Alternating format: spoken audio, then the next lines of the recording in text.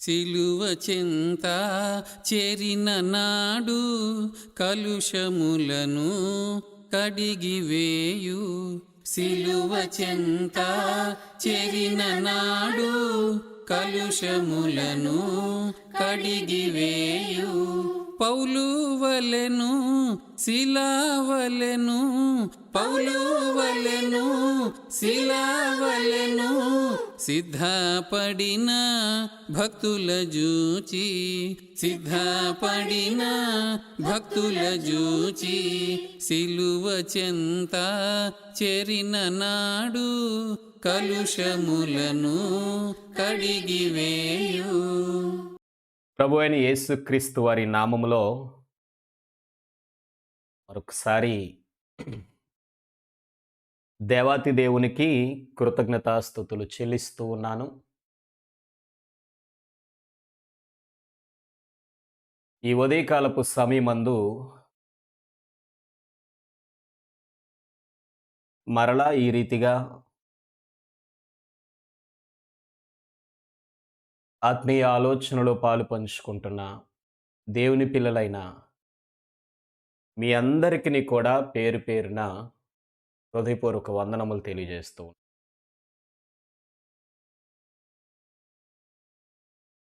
Voice బాగానే వినిపిస్తుంది కదా?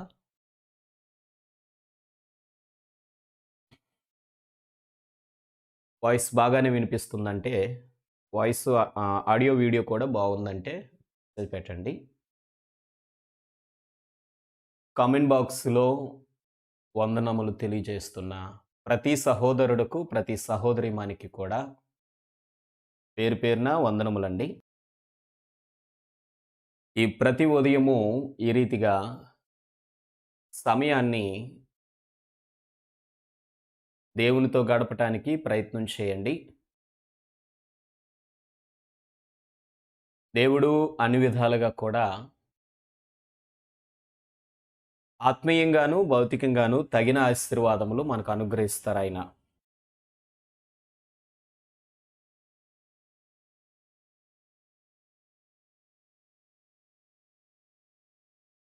దేవుడు మన కొరకు నిర్మించిన సృష్టిని మనము చూస్తున్నప్పుడు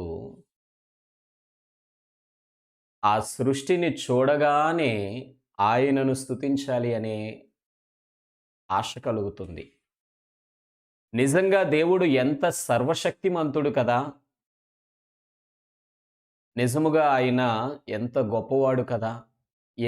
ఏంటి ఇంత ఈ సృష్టిని ఇంత అందంగా తీర్చిదిద్దాలంటే అది ఎవరి వలన అవుతుంది అని చాలా ఆశ్చర్యం కలుగుతుంది. ఆ ఆశ్చర్యంలో ఆయనను స్తుతించేటటువంటి నిజమైన మనస్సు కలుగుతుంది. ఆ కలిగిన నిజమైన మనస్సునే ఇతరులకు మనం ప్రకటించటం జరుగుతుంది. కనుక నిన్నటి దినాన్న మేము ఒక సువార్త పని నిమిత్తము చింతపల్లి నుండి ఇంకా లోపలికి ఆ ప్రాంతానికి వెళ్ళినప్పుడు రోడ్డు ఎంత బాగోకపోయినా కనిపిస్తున్నటువంటి దేవుడు సృష్టించిన సృష్టి, ఆ ప్రకృతి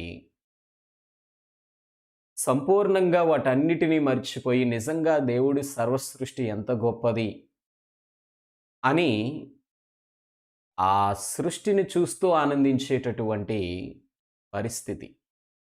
ఈరోజు మానవుడు దేవుని యొక్క ఉన్నతమైన తత్వాన్ని తెలుసుకోవాలి అంటే దేవుడు నిర్మించిన వాటిని చూసినా సరిపోతుంది అని రోమాపత్రిక 1వ అధ్యాయంలో మనం గమనిస్తూనే ఉంటాం. కానీ ఆ సువార్త యొక్క శ్రేష్టతను గుర్తెరిగి ఎంతమంది మనము సువార్త ప్రకటించుటలో సిద్ధ మనస్సు కలిగి ఉండగలుగుతూ ఉన్నాం? ప్రియమైన దేవుని పిల్లలారా, ఈ సమయంలో ఆ సువార్త ప్రకటించేటటువంటి సిద్ధ మనస్సు కొరకు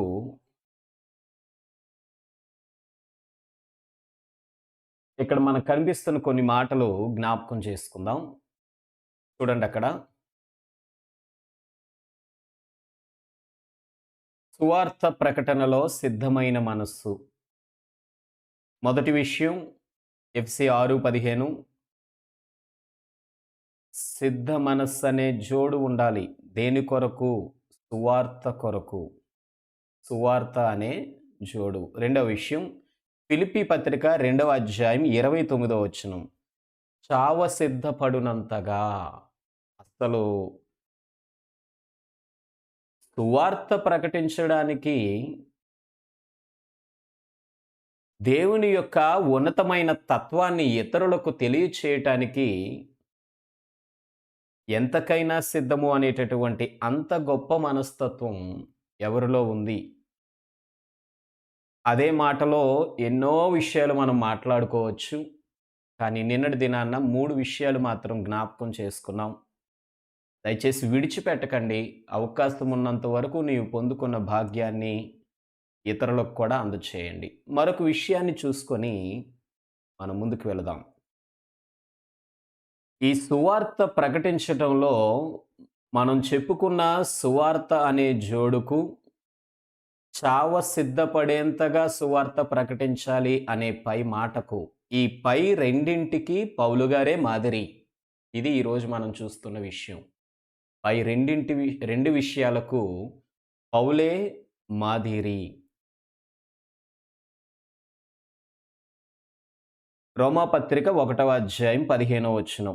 మీరు నోట్స్ చూస్తారు కదా. నేను ఈ నోట్స్ అంతటినీ కూడా నేను మీకు మరలా తప్పకుండా పీడిఎఫ్ ఇస్తాను.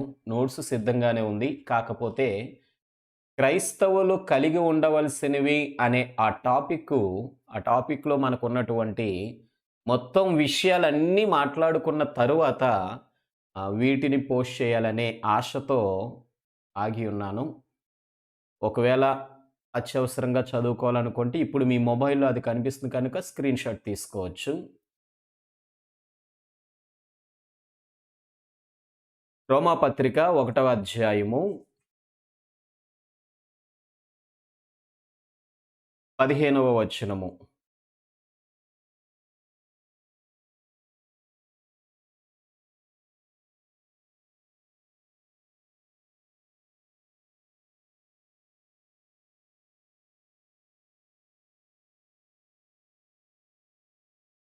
కాగా నా వలన నైనంత మట్టుకు రోమాలోని మీకును సువార్త ప్రకటించుటకు సిద్ధముగా ఉన్నాను.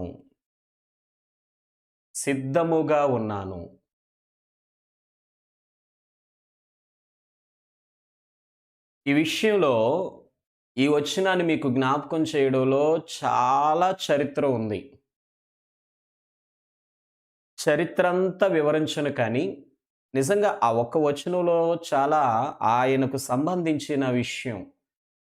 దేవుడు వెళ్ళవద్దన్న స్థలానికి వెళ్ళి కూడా సువార్త ప్రకటించాలని ఆశపడిన పౌలుకు దేవుని చిత్తానుసారముగా దేవుడు విధించిన శిక్షలు తను భరిస్తూ, నీ చిత్తానుసారముగా కాకపోయినా నాకు వెళ్ళి సువార్త ప్రకటించాలనే ఆశ నాకుంది అని యెరూషలేముకు వెళ్ళి సువార్త ప్రకటించుట విషయంలో, యెరూషలేమును దాటి దేవుని చిత్తమైతే రోమాను చూడవలెనని తనకున్న ఆశ విషయంలో, ఈ సమస్తమైన వాటిలో ఆయనకున్నటువంటి అక్కర ఎంత శ్రేష్టమైనదో చూడండి. అయితే దేవుని చిత్తానుసారము కాని దానికి పౌలు మనస్సు పెట్టాడా అనే లోతుకు మీరు వెళ్ళకండి. ఎందుకంటే అది మాట్లాడుకుంటే చాలా ఎక్కువసేపు మనము ఆ మాటలు జ్ఞాపకం చేసుకోవాల్సి ఉంటుంది. దేవుని చిత్తానుసారము కాకపోవటం కాదు, కానీ దేవుడు వెళ్ళొద్దు అనేటటువంటి ఆ భావాన్ని వ్యక్తపరిచినప్పుడు అందులో తనకున్న కోరికను కనపరిచాడు. ఏంటి అంటే, సువార్త ప్రకటించాలని నాకుంది. ఈరోజు సంఘాన్ని దేవుడు నీవు వెళ్ళు సువార్త ప్రకటించటానికి, యెషయా గ్రంథంలో ఆ ప్రవచనాన్ని కూడా మనం చూస్తూ ఉంటాం. ఎవని పంపుదును నా తరపున ఇలా అంటే ఇలాగని కాదు, ఇలా అంటే భూమి మీద. ఈ భూమి మీద సువార్త ప్రకటనకై పంపించడానికి నా కోసం ఎవరున్నారు? ఎవరు ఉన్నారు అంటే ప్రవక్త అంటాడు, నేనున్నాను. ఈరోజు ఆ ప్రవక్త యెషయా గారు అన్న మాటకు పోలిక సంఘము. నేనున్నాను నన్ను పంపుమని రమ్ము సంఘమా. సంఘము నేనున్నాను సువార్త ప్రకటనకి ఎంత ప్రయాస పడటానికైనా అని సిద్ధపడాలి.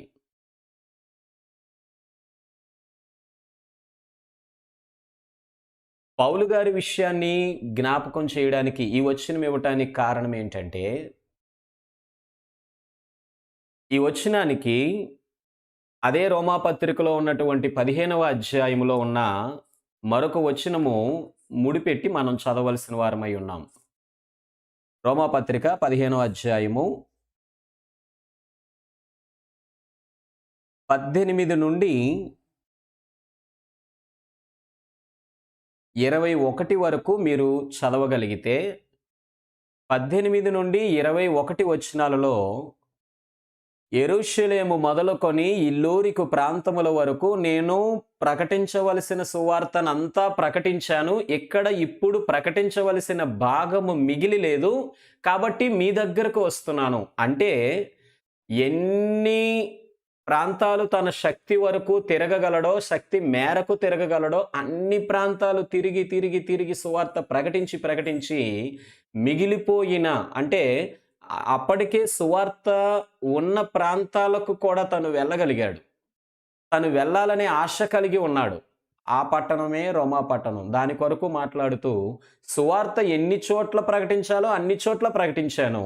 ఇదిగో మీ దగ్గర నేను ప్రకటించలేదు. మీ దగ్గర సువార్త విస్తరించబడినా నేను ఇంకనూ ప్రకటించవలసిన కొన్ని మాటలున్నాయి కనుక నేను మీ దగ్గరకు కూడా రావాలనుకుంటున్నా. అయితే ఇక్కడ ఈ విషయం అంతట్లో నేను మీకు చూపించాలనుకున్న భావం ఏంటంటే, దేవుడు ఉదయకాలపు సమయంలో నన్ను ప్రోత్సహిస్తున్న సంగతి ఏంటంటే, చెప్పవలసిందంతా చెప్పి ప్రకటించాల్సిన చోటంతా ప్రకటించి, ఆ ప్రకటించడము అవసరం లేని చోట్ల కూడా ప్రకటించడానికి సిద్ధపడేంతగా తన సమయాన్ని సద్వినియోగం చేసుకున్న పౌలే మనకి మాదిరి. కనీసం ప్రకటించవలసిన చోట మనం ప్రకటిస్తున్నామా? ఈ క్షణం ఇక్కడ వాక్యాన్ని బట్టి మాట్లాడుతున్నాను. నిజముగా సువార్త యొక్క శక్తి, సువార్త యొక్క విస్తరణ ఎంత గొప్పదంటే దాన్ని వర్ణించలేం. నిన్నటి దినాన సేవకులుగా మేమిద్దరం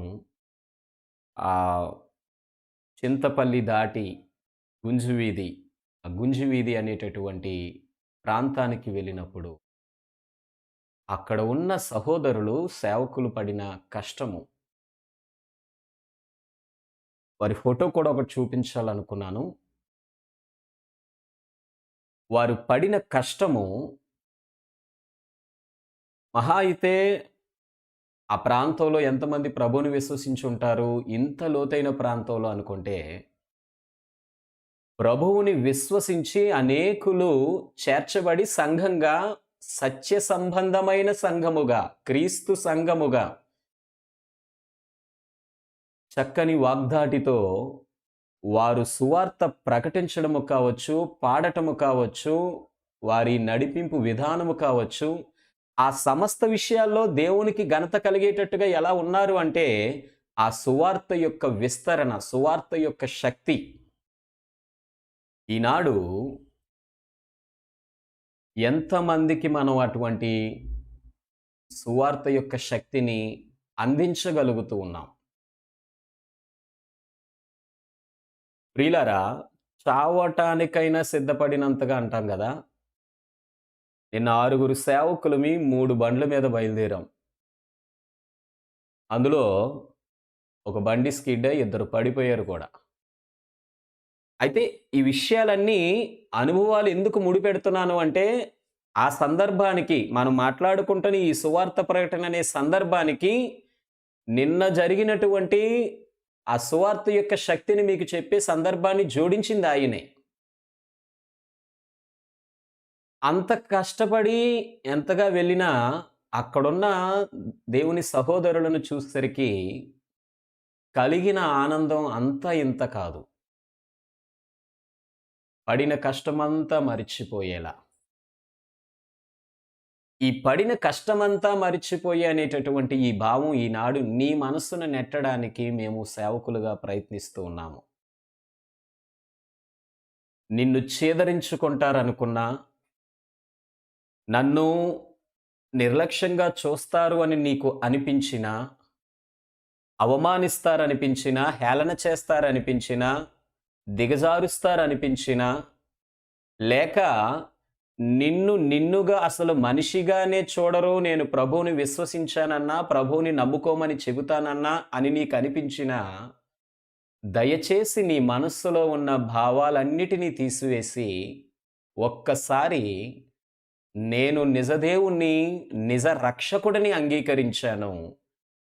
నీవు కూడా పరలోకానికి చేరాలంటే ప్రభువుని నమ్ముకొని రక్షణకర్త అయిన ప్రభువు ద్వారా ఇదిగో తండ్రైన దేవుని యొద్దకు రా అని చెప్పి ఇతరులకు సువార్త ప్రకటించడానికి ప్రయత్నించి చూడండి. నీవు మాటలాడిన మాటల వల్ల ఏ ఒక్కరు ప్రభువు దగ్గరకు నడిపించగలిగినా నీవు వారిని చూస్తే జీవితమంతా నీకు కలిగే ఆనందం వేరు. ఇది వాస్తవం, మీరు అనుభవించగలుగుతారు. కానీ ఎందుకు అలా చేయలేకపోతున్నారంటే మూలం చెప్తున్నాను. సిద్ధమైన మనస్సు లేకపోవటం. పౌలు గారిని మాదిరిగా తీసుకోండి. యేసుక్రీస్తు వారిని మాదిరిగా తీసుకోండి. ఆదిమ సంఘములో సువార్త కొరకు ప్రాకులాడిన సంఘాన్ని మాదిరిగా తీసుకోండి. సంఘస్థులను మాదిరిగా తీసుకోండి. సువార్త ప్రకటించండి. అది మన బాధ్యత. లేనిపోని అపోహలు సువార్త విషయంలో ఎవరికొస్తాయి అంటే, సువార్త యొక్క శక్తిని తెలియని వారికి, అనుభవించలేని వారికి వస్తాయి. ఎంతసేపు ఇతరులను మార్చమంటారు, సంఘంలో ప్రజలు చేర్చబడ్డం కొరకు సేవకులు వారి పని వారు చేయడం మాత్రమే కాకుండా మనలను బలవంతపరుస్తూ ఉంటారు. నాకేంటి అవసరం? ఇలాంటి అపోహలన్నీ వాక్య జ్ఞానం లేని వారికి, సువార్త శక్తిని ఆస్వాదించలేని వారికి వస్తాయి. కానీ ఒక్కసారి నీ ప్రయత్నం నువ్వు చేసి, నీ వలన ఒక వ్యక్తి సంఘానికి వచ్చి కూర్చున్నట్టు నువ్వు చూడగలిగితే ఆ ఆనందమే వేరు. ఇది అనుభవించలేకపోవడానికి కారణం సిద్ధ మనస్సు లేకపోవడం. ఇది క్రైస్తవుడు కలిగి ఉండాలండి. ఈ సిద్ధ మనస్సు అనేది క్రైస్తవుడు తప్పకుండా కలిగి ఉండాలి. కనుక ప్రియ దేవుని పిల్లలారా, దేవునికి దగ్గర అవ్వటానికి ప్రయత్నం చేద్దాం. దేవుడు మనల్ని ఆశీర్వదిస్తారు. పౌలే మాదిరి అన్నాను కదా. రెండో విషయానికి అపోస్తల కార్యములు 21వ అధ్యాయము 13వ వచనం. అపోస్తల కార్యములు 21వ అధ్యాయము 13వ వచనము. చావ సిద్ధపడునంతగా అన్నాను కదా. ఆ చావటానికి కూడా సిద్ధపడేంతగా పౌలు గారే ఉన్నారు అనడానికి, ఆయనే మాదిరి అనడానికి కారణం ఏంటంటే, నేను ప్రారంభంలో మీకు మాట జ్ఞాపకం చేశాను. దేవుని చిత్తము దాటి కూడా వెళ్ళటానికి ఇష్టపడ్డాడు అని. అపోస్తల కార్యములు 21వ అధ్యాయము 7 నుండి ఆ సందర్భం అంతా ఉంటుంది. 13వ వచనంలో ఆ మాట మనం చూద్దాం. ఆయన యెరూషలేముకి వెళ్తానన్నప్పుడు అక్కడ ఉన్నటువంటి ఒక ప్రవక్త, నువ్వు కానీ యెరూషలేముకి వెళ్తే పరిస్థితి ఎలా ఉంటుంది అనేటటువంటి ఒక కఠినమైన సందర్భాన్ని, మాటని తెలియజేస్తాడు. అప్పుడు అక్కడ ఉన్నవారందరూ కూడా, అయ్యా నువ్వు యెరూషలేము వెళ్ళొద్దు అని ఆ పౌలు గారిని, మనలాగే ఏదైనా ఒక కష్టం కలుగుతుందంటే ఎందుకులే బ్రదర్ తర్వాత చూద్దాం అంటాం కదా. అలా అంటున్న సందర్భంలో ఆయన మాట చూడండి. 13వ వచనం. పౌలు 21వ అధ్యాయం 13వ వచనం. పౌలు, ఇదెందుకు మీరు ఏడ్చి నా గుండెలు బద్దలు చేసెదరేలా? నేనైతే, చూసారా, నేనైతే ప్రభువైన యేసు నామము నిమిత్తము యెరూషలేములో బంధింపబడుటకు మాత్రమే కాక చనిపోవుటకును సిద్ధముగా ఉన్నాను. సువార్త ప్రకటించడానికి వెళ్ళాలనుకుంటున్నాను. నువ్వు వెళ్ళకూడదని ప్రభు చెప్తున్నాడు. ఎందుకు చెప్తున్నారంటే, ఇదిగో నువ్వు బంధించబడతావు అక్కడికి వెళ్తే. అవునా? నేను బంధించబడటానికే కాదు, చావటానికి కూడా సిద్ధమే. మీరు మాత్రం నన్నెందుకు ఇబ్బంది పెడతారు? మీరెందుకు ఏడుస్తారు? నా గుండెని ఎందుకు బద్దలు చేస్తారు? పౌలు గారికి వ్యక్తిగతంగా కూడా ఒక కోరిక ఉంది ఆయనకి. ఆ యెరూషలేము అనే ప్రాంతాన్ని తను సువార్త ప్రకటించాలి అని. సరే, ఆ విషయాన్ని మనం ఆలోచన చేస్తే, బంధించబడటానికే కాదు, చావడానికి కూడా సిద్ధపడుతున్నాడు. ప్రియ దేవుని పిల్లలారా, దేవుని నామాన్ని విశ్వసించిన మీకు జ్ఞాపకం చేస్తున్న మాట ఒకటే. చాలాసార్లు సువార్త ప్రకటన కొరకు మాట్లాడుకున్నప్పుడు నీరుగారిపోయేటట్టుగా, నిరుత్సాహంగా, లేక నాకు అక్కర్లేదనే నిర్లక్ష్యంతోనూ వ్యవహరించి చాలామంది సువార్త ప్రకటించాలి అనే మాటను మీరు పక్కన పెడుతున్నారు. ఇది చాలా వరకు మన క్రైస్తవ ఆత్మీయ జీవితాలకు శ్రేయస్కరం కాదు. ఖచ్చితంగా అది నీ బాధ్యత. అయితే ఈనాడు చావ సిద్ధపడేంతగా నువ్వు ప్రకటించకపోయినా, అసలు ప్రకటించాలి అనే ఆ స్పృహ ఉండాలి కదా నీకు. చిన్న చిన్న విషయాలు మొదలుకొని వాటిని అలవాటు చేసుకోవడానికి ప్రయత్నం చేయి. దేవుడు తప్పకుండా సహాయం చేస్తారు. మన జీవితాలను బలపరుస్తారు. కనుక ఆయనకిష్టంగా ఉండడానికి ప్రయత్నం చేద్దాం. మరి ప్రాముఖ్యంగా పౌలు గారే మనకి మాదిరి. ఎక్కువగా సువార్త చెప్పటానికి మీకున్న ఏ మార్గాన్ని విడిచిపెట్టకండి దయచేసి. సువార్త ప్రకటించడం 3 విధాలు. మనము సమర్పించుకొని పూర్తిగా సువార్తకు అంకితం చేయబడటము ఒకటి. మరొకటి, నీ పనులు నువ్వు చేసుకుంటూ, నీ జీవన విధానంలో నువ్వు నడుచుకుంటూ, మిగతా సమయాన్ని వీలు కలిగినప్పుడల్లా సువార్త కొరకు, సువార్త పనుల కొరకు సిద్ధపడి ఉండటం మరొకటి. ఇక మూడవది, చివరిది ఏంటంటే, నీ పనులు నువ్వు చేసుకోవటం మాత్రము కాకుండా, సువార్త కొరకు నీకున్న పనులను చాలా సార్లు సాక్రిఫైస్ చేస్తూ, నీ పనులు కూడా సాక్రిఫైస్ చేస్తూ ఎక్కువగా సువార్త కొరకు నువ్వు సిద్ధపడటం. మొదటి విషయంలో నువ్వు లేవని నీకు అర్థమైంది. సంపూర్ణంగా సమర్పించుకొని జీవితాన్ని త్యాగం చేసి సువార్త మీదే ఆధారపడి బ్రతికేలా కాకుండా, విశ్వాసిగా ఉన్నాను, నేర్చుకుంటున్నాను, సంఘములో ఉన్నాను అనిపించుకుంటున్న మనకు ఈ చివరి 2 విషయాల్లో ఎలా ఉండడానికి ఇష్టపడుతున్నావు? చావ సిద్ధపడక్కర్లా. కానీ ఈ రెండింట్లో ఏదో ఒక దానికి సిద్ధపడకపోతే ఎలా? ఈ రెండే సువార్త ప్రకటించడానికి ఉన్న ఆధారాలు. అయితే నీ పని చేసుకుంటూ మిగతా సమయమంతా సువార్తకి పెట్టు. లేక నీ పనులు కూడా చాలా వరకు నాకు అక్కర్లేదండి, నేను భౌతికంగా ఏమాత్రం వృద్ధి చెందకపోయినా అవసరం లేదు, నేను బ్రతకడానికి మాత్రమే కష్టపడతాను, మిగతా సమయం అంతా సువార్తది అని సమర్పించుకోనైనా సిద్ధపడు. అసలు ఈ రెండిట్లో ఏది లేకుండా, అసలు సువార్త అనేది నా జీవితంలో ఒకటి ఉందని లేకుండా సమయాన్ని ఎలా మీరు ఎంజాయ్ చేయగలుగుతున్నారు? ఎంజాయ్ చేసేవారు కొందరు, మరి ఎక్కువగా ఎంజాయ్ చేసేవారు కొందరు. అందులో సువార్త ఎక్కడుంది? కనుక మనసు పెట్టండి. మీరు చేయొచ్చు. మీరు చేయగలిగేటటువంటి ఏ శక్తి, ఏ సామర్థ్యం, ఏ తలాంతైతే మీలో ఉందో దానినే సువార్త కొరకు వినియోగించవచ్చు. దానిని సేవకులుగా మాలాంటి వారితో పాటు పాలు పంచుకోండి. బ్రదర్, నేను ఇలా చేయగలను కాబట్టి ఆ సువార్త కొరకు ఇలా చేద్దాం అనుకుంటున్నాను. మీలో పాటలు రాయగలిగే వారు ఉన్నారు, పాటలు పాడగలిగేవారు ఉన్నారు. మంచి మాటలు సిద్ధపరచగలిగేవారు ఉన్నారు. మంచి మాటలన్నీ ఒక చోట సమకూర్చేవారు ఉన్నారు. లేక ఎక్కడికైనా సువార్త ప్రకటించడానికి వెళ్తే బ్రదరు ఇలా అయితే అక్కడ ఆ కార్యక్రమం ఇలా అవుతుంది అని మంచి ఆలోచనలు చేయగలిగేవారు ఉన్నారు. లేక సేవకులుగా మమ్మల్ని ప్రోత్సహించడంలో కొన్ని విషయాలను సిద్ధపరచగలిగేవారు ఉన్నారు. డైరెక్షన్ చేయగలిగేవారు ఉన్నారు. ఆర్థిక వనరులు సమకూర్చగలిగేవారు ఉన్నారు. ఏ రీతిగా, ఏ రకంగా ప్రభువు యొక్క మాట ఇతరులకు ప్రకటించడానికి నీవు నీ తలాంతును ఉపయోగించగలవో, అది నీ ఇంటి దగ్గరున్న సమయంలో నువ్వు ఎంజాయ్ చేయడం కాకుండా దాన్ని అలా టర్న్ చేయి.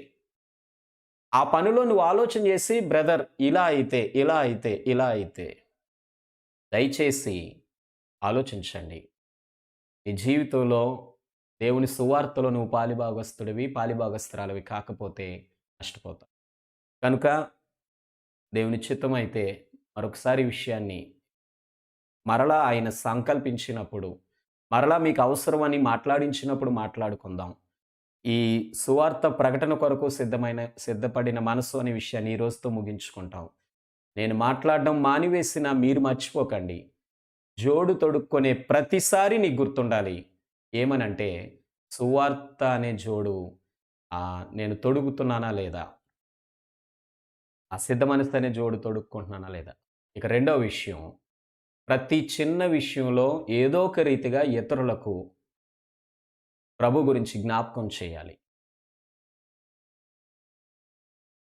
చివరిది, నువ్వు చచ్చిపోయేలోపు నీ వల్ల కనీసం మరొక వ్యక్తి అయినా పాపంలో చచ్చిపోవాలి. ఇది గుర్తుంచుకో. నువ్వు చనిపోయేలోపు నీ వల్ల ఒక్క వ్యక్తి అయినా పాపంలో చచ్చిపోవాలి. అంటే ప్రభులోనికి నడిపించాలి. లేకపోతే నీ మరణానికి అర్థం లేదు.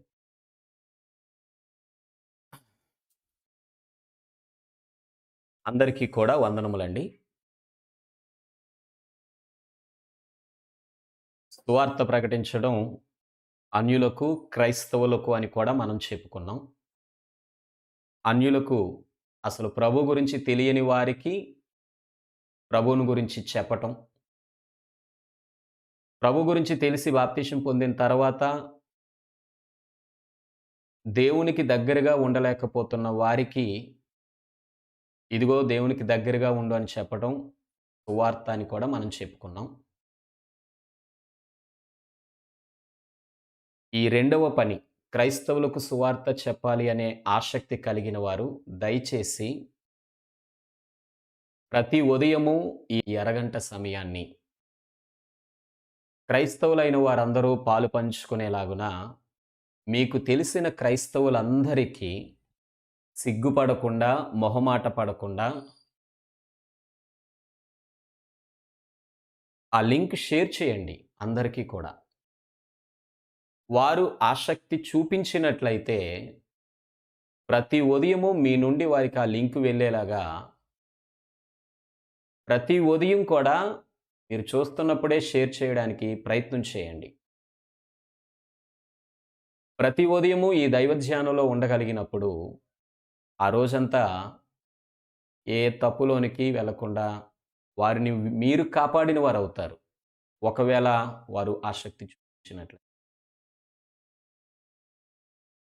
లేదు, వారికి ఆ మాటలు లింక్ ద్వారా పంపించడమే కాకుండా వారు ఆసక్తి కలిగి మరిన్ని విషయాల్లో పాలు పంచుకోగలిగే వారైతే ఫోన్ నెంబర్స్ ఇవ్వండి.